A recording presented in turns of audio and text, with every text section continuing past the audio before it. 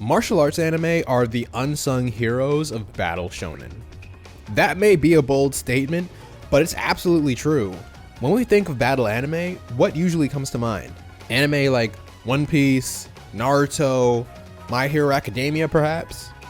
Of course, those are some of the biggest series on the planet. It's only natural that they would take the spotlight. Even if you Google martial arts anime, sure, you'll get a few, but it will mostly be anime featuring some martial arts, as opposed to anime actually about martial arts. There's an important distinction we have to make there. Look at this, look at this. This is JoJo? So this counts as martial arts to you, Google? Okay.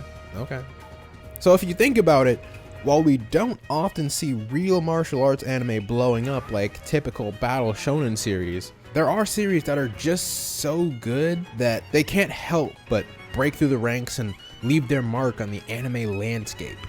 But among martial arts anime, there is still an amazing series that has gone leaps and bounds above and beyond to bring glory to martial arts anime and yet has hardly received recognition in the anime community, much less the general public. So I'm gonna have to ask y'all to stop sleeping on Kengan Ashura. It's no secret that Netflix is the reigning champion of streaming services. I'm sorry, is it called Hulu and Chill? No? How about Amazon Prime and Chill? Paramount Plus and Chill? Oh my god, dude, I couldn't even say that one.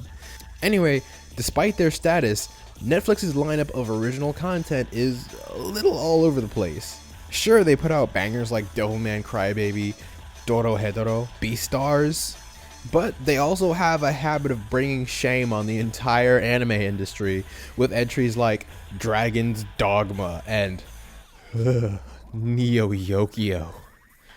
That said, Kengan Ashura is a gem among gems, a true work of passion, and I'm about to show you why. For any not in the know, Kengan Ashura is a Netflix original anime centered around a middle-aged salaryman named Kazuo Yamashita. He's a total pushover and his life sucks until one day he meets a strange young fighter named Ohma Tokita, as he's beating the crap out of another fighter in an alley. They cross paths again when the CEO of Kazuo's company hires Ohma to fight for them in a massive tournament called the Kengan Annihilation Tournament, which is a competition where companies from across the world hire martial artists, well, I guess fighters in general, or really anyone who can just hurt people with their bare hands, to represent them and see who is the strongest. The winning CEO gets the honor of taking over as the head of the Kengan Association, which is the very top of the corporate world.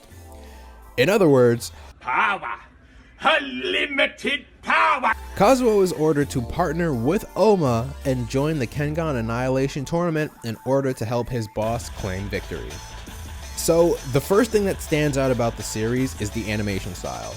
And that's precisely the first reason that people who do not watch the show will cite. There is a massive portion of the anime community that will hiss like vampires in sunlight the moment they see 3D animation in anime. Shut up. And you know what? I'll give it to them. Over the years, there's been some real ugly pieces of work that dropped into our lap.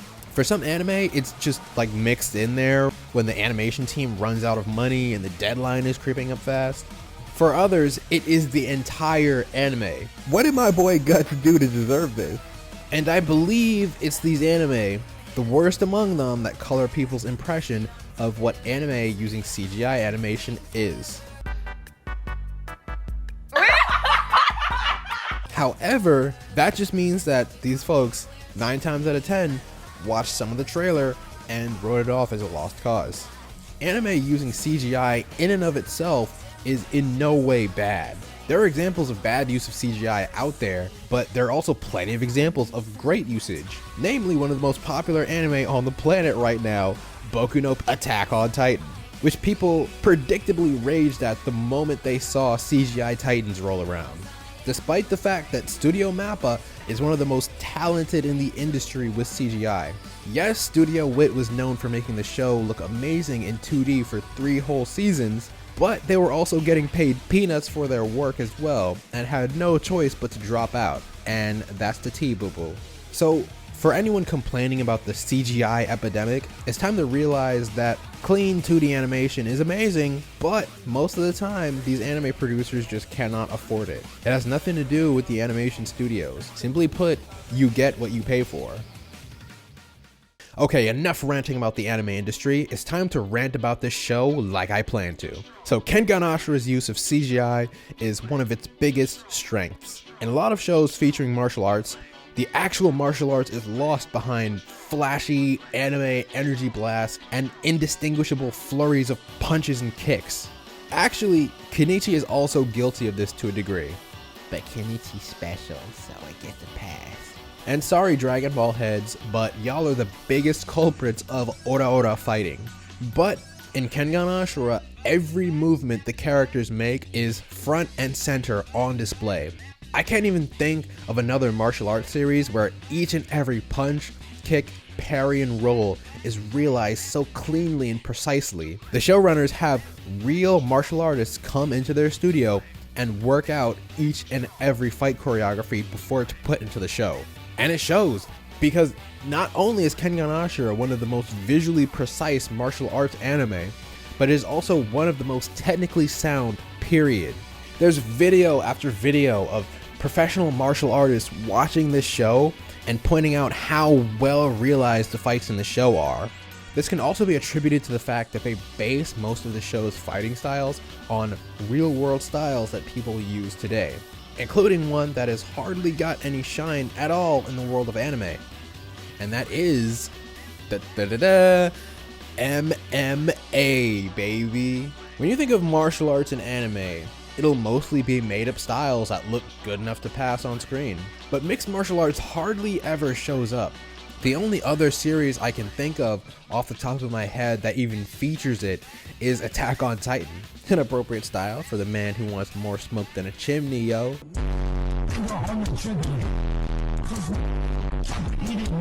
Granted, in its most realistic form, MMA is not very pretty to look at. Not a lot of cool looking anime moves can be derived from like 2 people rolling around on the floor.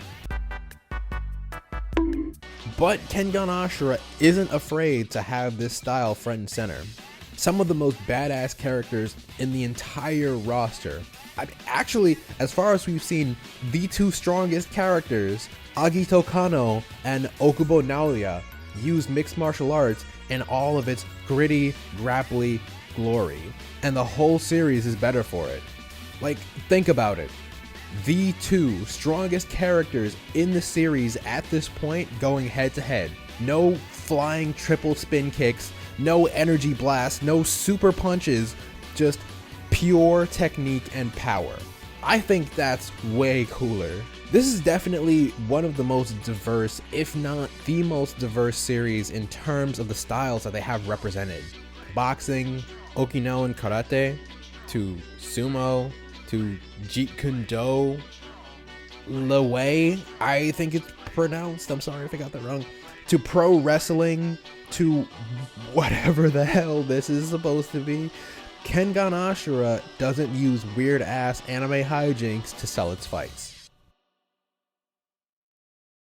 Okay, that's a total lie.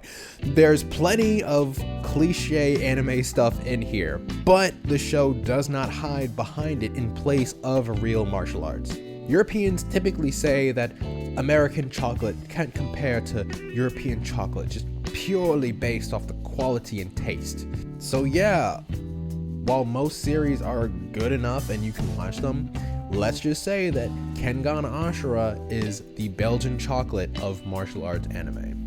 I said what I said. The next thing you need to know about Kengan Ashura is the characters. Tournament arcs are a sacred tradition of shonen anime. Some of the greatest and most iconic moments of all time in anime came from tournament arcs. Rock Lee giving Gaara the work, tournament arc. Yusuke throwing hands with younger Toguro, that's a tournament arc. If you think about it, Yu-Gi-Oh is literally all tournament arc. Sorry, did I just blow your mind? And with these legendary tournament arcs, it always comes down to having characters on all sides of the equation that we can like, root for, and care about. Characters have to be likable and have depth in order to get us invested in the actual fights, and Kengan Ashura might as well work for Jeff Bezos because it freaking delivers. Something peeing in a bottle joke. With most anime, they have space before the beginning of the tournament arc to set up the characters and get us invested in their backstories and goals. Kengan Ashura is structured in a very dangerous way, where about 90% of the story is the tournament. It's the entire crux of the narrative. No grand overarching dream to achieve, no greater threat to take down. It all begins and ends with the Kengan Annihilation Tournament. That said, aside from the main characters, the majority of the characters are introduced in full during their match. We know nothing about them until they step into the ring, and that's a recipe for not giving a damn about who wins or loses. But gosh darn it, Kengan Ashura makes it work somehow. The formula is that two characters will be called into the ring for their match, with nothing but a tiny blurb introducing them. If they're lucky, they'll even get a scene or two outside of the match where they get to do something cool. Just give us a taste of what they're capable of. The fight will begin, and the two characters will begin to trade blows, and we'll see their strengths and weaknesses come into play. There will come a point where we see a flashback giving us a rundown of the characters' backstories and what they stand to gain from the tournament. And then, with this new information coloring our initial impression of the characters, we see how the match plays out. Now, random flashbacks are the lowest form of exposition. Wait, no, that's not true. Background characters shouting facts about people from the sidelines is the lowest form of exposition. And then flashbacks, yes. 相手の体内の水分を一瞬にして気化させることから熱を奪う。 Shut up. But here, it's not that flashbacks are fully enough to get us invested in these characters. It's actually the opposite. It's the fact that we know nothing about these characters beforehand that makes them intriguing. All we have to go off of is the character designs and how they interact with the world. Our imagination fills in the rest, and just like watching Alien for the first time, your mind filling in the blanks about what the character can do is the best kind of build-up. There are so many strange and interesting characters on display. So many of these characters look like they could lead their own series, and it makes us wonder what they've been through to get to this point as it slowly unfolds during the fight. Your gravitation towards one character or the other, and the realization that one of these characters is relatively likely to die by the end of the match is beyond exciting. In most matches, we can't at all predict who will win. And this goes back to knowing nothing about them beforehand. You can't have plot armor if you're an unknown character. This means that the show can truly surprise us with the outcomes of so many of these matches. It's kind of brilliant in a way. Now, before moving on to my final point, I want to tack this on here just to make sure I'm being fair to the strong and weak points of the series. There are a handful of characters that I'm not really in love with overall. One of them is the assassin who uses his hair, Inabaryo. For the most part, while the characters do indeed have superhuman abilities, they usually stick to a somewhat realistic logic that gives plausibility to their moveset. Ryo, on the other hand, excuse the language, but that shit don't make no sense, Holmes. So he can use his hair like a whip because of a special treatment to it. Okay, but it also like stretches and extends? How? Hair doesn't work like that. Does he have extra underneath his scalp and he can extend it and retract it? In which case, also he can control it like an appendage. How? There are no bones or muscles or nerve endings in hair. You don't need an A in biology to know this shit. Basically, there's no way to make his moveset work logistically. And it's not even like so cool that it gets a pass. It's just a weird thing he can do that has nothing to do with assassination and would actually make it super easy to spot him. Oh my god, did anyone see that slithering mass of hair crawl into the vents? Yeah, let's go ahead and air this sucker out. Now back to our regularly scheduled programming. The last thing that makes Kengan Ashura so cool is, well, the world itself. The concept of Kengan Ashura is actually pretty cool and original. In the corporate world, there are sometimes disagreements about finance, property, the usual rigmarole. Imagine a McDonald's and a Whole Foods arguing over who gets to build on a specific plot of land. But instead of wasting time throwing bids around or going to court, what if one CEO just told another one, fight me for it, bro? And that is the world of Kengan Ashura, where companies and corporations hire fighters to represent them in the ring and best their competition to gain wealth and status. Sorry vegans, the Whole Foods guy just got his skull caved in, so no kale this time. To be honest, aside from how ridiculous it is on the surface, it is a pretty solid analogy for the capitalist society as a whole. Multi-million to billion-dollar corporations taking the best and brightest from around the world and using them as mindless chess pieces in a game that, in the end, just serves their bottom line. So simple, yet so brilliant. It's also fun figuring out which copyright-proof approximation of a company is which. Disney? Nintendo? No clue what you're talking about, bro. The scale and mystery of this world is also massively appealing. Remember, everyone who's in the tournament is there because they are the absolute shiz back where they're from. Living legends. Level 100 bosses. Stories that would be exciting enough to have an anime made just about that. The Kure family, a family of genetically bred assassins, a doctor who experiments on himself to be able to use parts of his body as weapons like a disgusting Inspector Gadget. Go Gadget sepsis. Sure, I'll take a season of that. A homicidal vigilante police officer fighting against its urge to murder. Well, that one actually hit a little close to home. You know what? Never mind. It's interesting, and you instinctively want to know more. The world of Kengan Ashura is more or less our world, and yet it feels so unique because of how the intrigue of it is built up with the possibilities of what can happen in it. And that is definitely the mark of a good series. To summarize, while Kengan Ashura might not be perfect by any measure, I think it is one of the best examples of what can be achieved by martial arts anime and also CGI anime. That's right, I'm a heretic. Despite the overabundance of failed 3D anime, I'm still confident that it can be used not only to add some much needed realism to the genre via motion capture, but also alleviate the ever-present plague of overwork and underpay infecting the anime industry.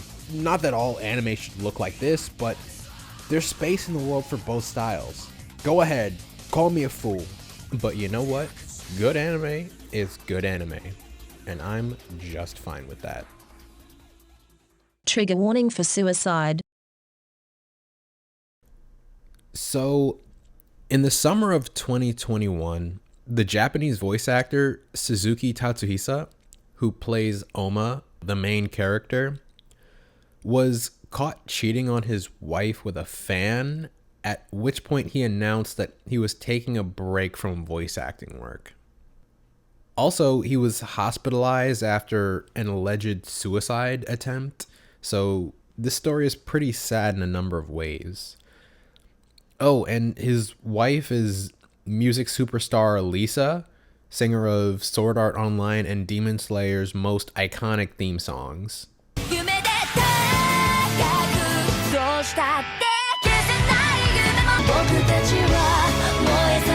Yeah, those. So it's likely that this is the reason that Kengan Ashura has been put on hold so long. Tatsuhisa has actually already been replaced for his roles in Tokyo Revengers and Misfit of Demon King Academy.